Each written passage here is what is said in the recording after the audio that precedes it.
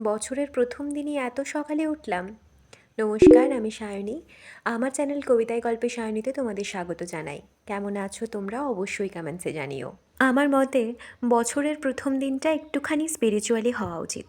সময় করে কখনো একটা সময় ভগবানের কাছে থাকা উচিত।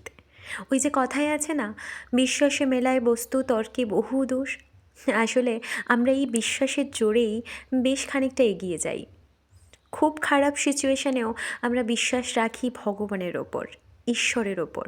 আর আমরা কাটিয়ে ফেলি সেই খারাপ সময়টা। হাতে গোনা ওই কয়েকটা দিনই মাত্র হয়তো তার সামনে গিয়ে দাঁড়াই, তাও আবার কিছু চাওয়ার জন্য বা ভরসা দেওয়ার জন্য সব সময়।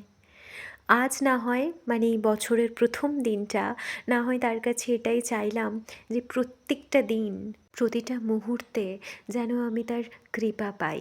আমি যেন তার উপর বিশ্বাস রাখতে পারি। আমি যেন তার থেকে এই পজিটিভ এনার্জিটা সব সময় পেয়ে থাকি। কারণ এমন কিছু সময় থাকে যখন ওনার ওপর আমরা ভরসা হারিয়ে ফেলি, বিশ্বাস হারিয়ে ফেলি। নিজের কাজের ফলেই হয়ে যাওয়া কোনো না পাওয়া কাজ কিংবা না হওয়া কাজের পুরো দোষটাই যায় এনার ওপর, কিংবা কপাল বা ভাগ্যের ওপর।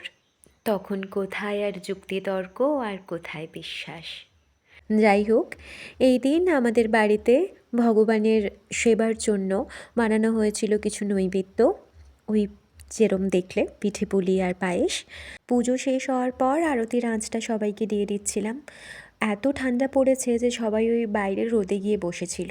তখন ঘড়িতে 9টা মতো বাজে, আর আমাদের এতগুলো কাজ কমপ্লিট। তাই একদম ভিডিও শুরুতেই বললাম আমি নিজেকে নিজে চিনতেই পারছি না, এত সকালে উঠে পড়েছি। আর তখনও আমার মনে হচ্ছিল যে আমার ফাংশনই কাজ করছে না। যাই হোক, সকালবেলাটা খুব স্পিরিচুয়ালি এবং খুব পজিটিভ ওয়েতে আমি শুরু করেছিলাম সেই দিন। নিজে বাগান থেকে সুন্দর কিছু ফুল এনে আমার পুজোটা সেরে নিলাম। তারপর back to daily morning routine. প্রথমে মেথি জল, তারপর একটুখানি জল গরম করে ওর মধ্যে কফি মিশিয়ে দিয়েছি। কফিটা হয়ে গেলে ওটা নিয়ে চলে গেলাম একটু রোদে বসতে। ওখানে বসেই সবার সাথে কথা বলতে বলতে একটু কফিটা এনজয় করা যাক। তো এই ছিল আমার ভীষণ ভীষণ পজিটিভ ওয়েতে শুরু করা এবং ভীষণ স্পিরিচুয়ালি 2026-এর প্রথম সকাল। তোমরাও ভীষণ ভালো কাটিও দিনগুলো। আজকের মতো এলাম।